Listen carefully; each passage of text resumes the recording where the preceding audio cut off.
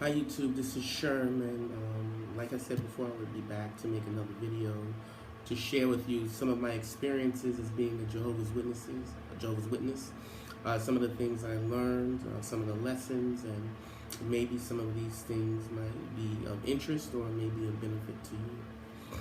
But today I wanted to talk about family, and in this particular instance, I wanted to talk about my mom. And my mom, her name was Betty Smalls, and she was one of Jehovah's Witnesses.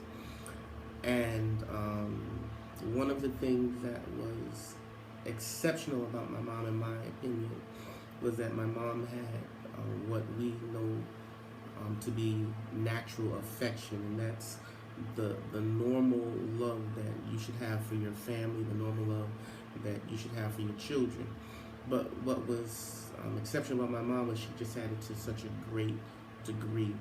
It didn't matter to her her children's beliefs or her children's ideas. She just knew that she was their mom, and she knew that she loved them, and that love could be felt, and that love was reciprocated. And also with her grandchildren, her grandchildren loved her dearly, and they all clung to her like it was going out of style, but it was just the amount of love they had for their grandmother. But anyway, my mom was one of Jehovah's Witnesses, and at some point, she passed. She died, and that was one of the saddest days in my life, and I'm sure in the life of many others. But at the same time, my mom's death was the point where I knew that I would never again be one of Jehovah's Witnesses. And at the time, I didn't understand exactly why, but I just knew something was not right. Something was just awfully wrong, but I had never got the opportunity to investigate it. But in any event, my mom passed, and at the time of her passing, I was no longer one of Jehovah's Witnesses. I had disassociated myself for some years, and being the disassociated son, there were no there was no input into the funeral that I was allowed to give. So the funeral was controlled by my dad, who was a Jehovah's Witness, and my older sister, who was a Jehovah's Witness. So as a note, I remember vividly at the funeral, and this is just a lesson. Me and my son Manny, we were at the funeral, and we were just so upset, and we were just trying to hold back the tears. We're trying to be brave, because we didn't want to be too out of control at the funeral. So we're trying to be brave and hold back the tears. And finally, I went outside with Manny, and I said, "You know what, Manny? We have some crying to do. And after we finish crying, everything's going to be all right." And so we cried, and then we went back and we held it together at the funeral. But the lesson that we learned in that was that, sometimes things in life upset us, and sometimes we need to cry. We can't hold those emotions back because they're meant to come out. And so we cry and we get it out of our system, and then we feel better, and that's that. But at my mom's funeral, something was definitely wrong.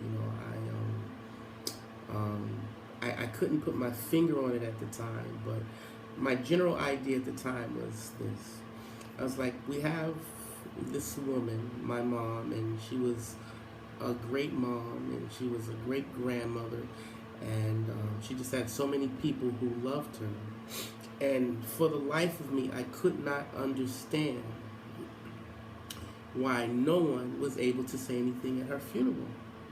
No one was able to say how much they loved her, how much love she gave them, or why she was such a great person, or why she would be sorely missed. No one was able to say anything in her behalf, or no one was allowed to testify to any extent about this woman who was such a great part of their life.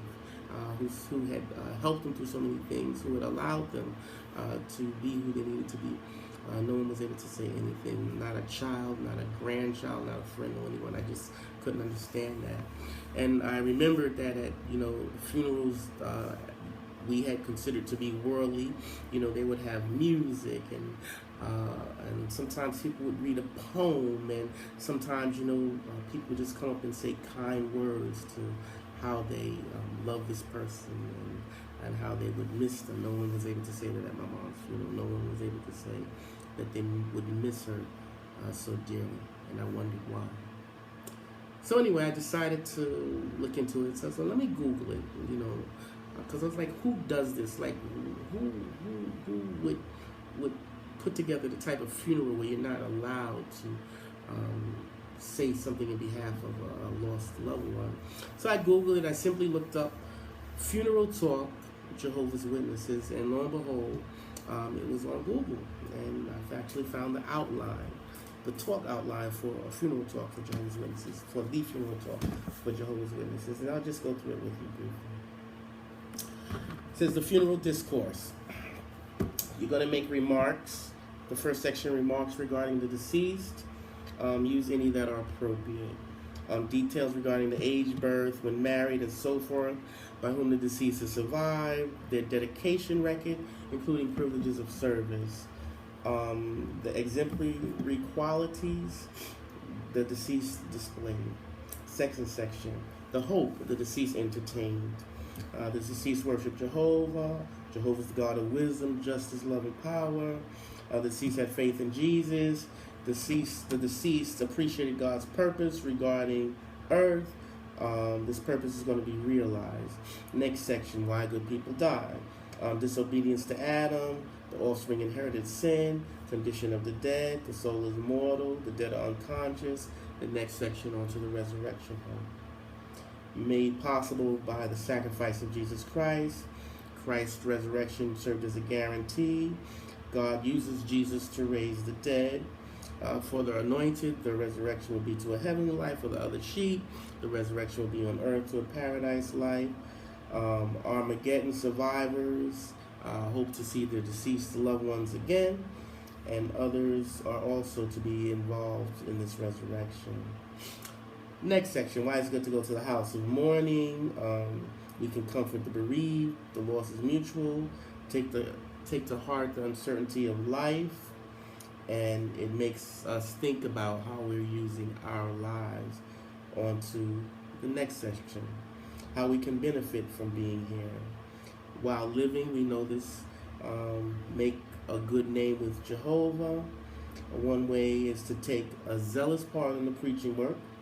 If qualified in this way, by godly conduct, we contribute to the sanctification of Jehovah's name, and we have this resurrection hope to look forward to. So that's the basic outline of the funeral talk. But what was of most interest was the note at the bottom, the instructions for the outline.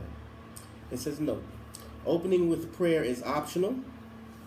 It says, instead of eulogizing the deceased, use the material in this outline to give a fine witness concerning the truth.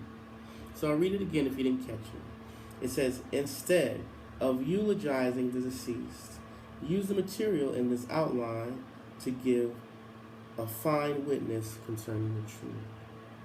So we all know what a eulogy is. A eulogy is basically a speech that highlights the life of a person, that highlights their qualities, all of those good things that were noted about the person and why they would be truly missed. That's what a eulogy is, and eulogies have been going on for centuries. But for some reason, the Watchtower and Bible Tract Society felt it good not to eulogize a person, but to use that time to give a fine witness concerning the truth, which we now know is not the truth. So basically, it's using a funeral as a recruitment tool. So, I used to wonder, in my mind just feel like, who would do this? Like, I felt it was unfair, unjust. I felt it was sinister to an extent. But come to find out that it's an outline. It's what Jehovah's Witnesses are instructed to do as it relates to funerals. And so this is something I just felt very disheartening. But at this point, at the point of my mom's funeral, I truly understood that I would never again be one of Jehovah's Witnesses. One of the main reasons is that it kills the natural affection that we as humans should have for our loved ones. It puts an organization in front of what we understand to be normal love for our relatives or natural affection for our loved ones. I remember years ago, I had an aunt who made a statement, and my mom repeated the statement to us children. My mom said, you know, my aunt had a disfellowship brother, and my aunt would talk to her brother. My aunt was a Jehovah's Witness, and my aunt would talk to her brother. And so my aunt's response when criticized was like, she said, I'm not going to let some old white men tell me that I can't talk to my brother. And so at that time, that was just an outlandish statement. Like, nobody says that, you know, about Jehovah's organization, you know. And she referred to them as some old white men that she would not allow to tell her that she could not talk to her brother. So we just felt it was outrageous. And even as a young person, when I heard it, I was like, wow, who says that, you know? But come to find out, she was on the right track. Come to find out, she had the right objective. You have a group of men who put their ideas and opinion on level with the Word of God. And the sad part is that people take these opinions, the opinions of men, as tantamount to the Word of God. They take them as equal to the Word of God. And so some of these things, you know, if you think about it, it's kind of basic logic if you care to go that route. You know, if God, the true God Jehovah, saw the need to write one book, which we understand to be the Bible, right? Why would he need hundreds of thousands of other publications printed? Why wouldn't he not see to it that that was done? But no, he saw the need to write one book. So what is the actual use, you know, for all of this, all of these other publications? Why so many? What's the point? And so that's just something to think about. Is it truly a publishing company, or is it, you know, truly promoting the Word of God, which we understand to be the Holy Bible? But anyway, that's just one section of my experience as it came to family life and Jehovah's Witnesses as it relates to my mom. But there are others, and in another video, I will share more.